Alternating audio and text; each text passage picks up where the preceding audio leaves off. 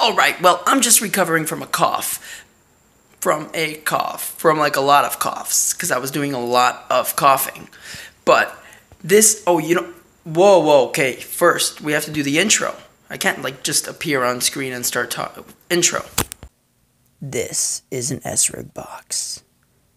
Here's a Lulav, Hadassim and Araves.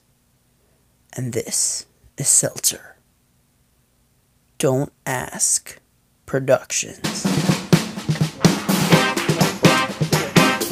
This week's Torah portion, which we are not reading this week in Shul because it's Sukkot, and we're going to be doing a special Torah reading for Sukkot Shabbos, which isn't the holiday, but it's the too confusing to explain on video. But the Torah portion that we have been learning all together this week is V'zos HaBracha, the last Torah portion in the 5 books of Moses. Yes, I have Band-Aid. Cough, Band-Aid. My mommy hasn't been kissing my boo-boos. In it, at the end of it, Moshe, our leader, Moshe Rabbeinu, passes on. And literally right before he does, he says, "We will be on top of our enemy." To paraphrase, he says, we will destroy our enemies and force our enemies into hiding. But, question, are we gonna destroy them or are we gonna force them into hiding? Because I think that that's 2 different things. Well, we are going to do both, and I didn't change out of this costume. Whoops. Well, at least I took off my hat. By the way, check out this, it's beautiful. It's so beautiful. Thank you, Mommy, for buying it for me. Wow, you already got 2 shout-outs in this, about my boo-boos and about my yarmulke. Mommy, look, I'm on the late Parsha show. And the late Parsha show should talk about the Parsha. So back to what we were saying, we are going to do both. We are going to destroy our enemies and force them into hiding. We have 2 spiritual enemies.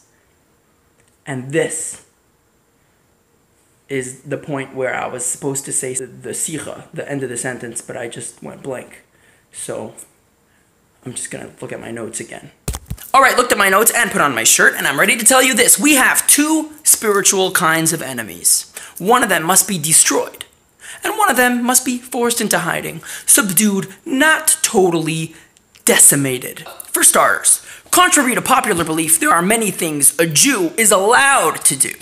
A lot of things are permitted, but not everything that we are allowed to do should we indulge in. For example, we're allowed to eat breakfast. In fact, you're supposed to eat breakfast. In fact, you're supposed to eat a healthy, fully nourishing breakfast. However, when your breakfast takes you longer than it takes you to pray every day to God, to pray to God, because you're busy making sure that that toast is toasted to perfection and that butter is spread to the I don't know, I'm not a chef, I don't have the words for this, but you know what I'm saying. Then, maybe you should cool it on the breakfast.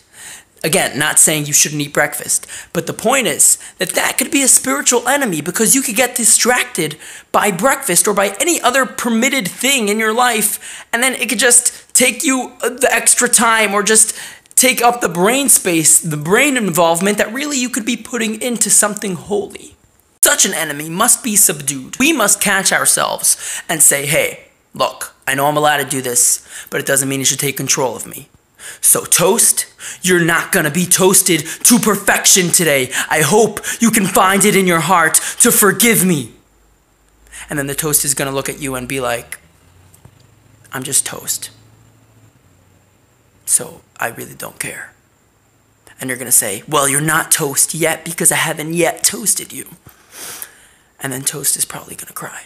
I'm kidding, none of this is gonna happen because it's just toast, it's just your breakfast. Stop thinking about it and go pray! Okay, I got a little bit carried away, but I meant every word I said. See, I try rhyming and sometimes it works and sometimes... Okay, second enemy. What's the second spiritual enemy that must be destroyed? It's a really bad one and that's why it has to be destroyed. It's when we just feel like, yeah, I'm not interested in doing a mitzvah today. Nah, I'm not gonna be nice to people today.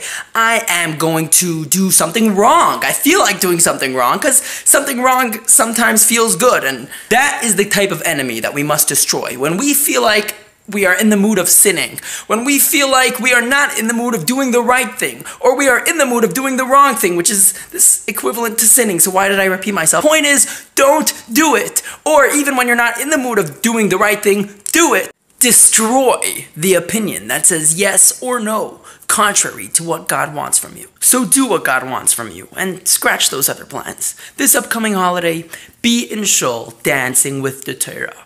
Because when we're with the Torah, we have every reason to dance. And may we all be dancing in the Holy Land with Moshe Rabbeinu, our Redeemer, Mashiach, immediately. A good Moed and a good Yom Tov, and dance with that Torah. Dance!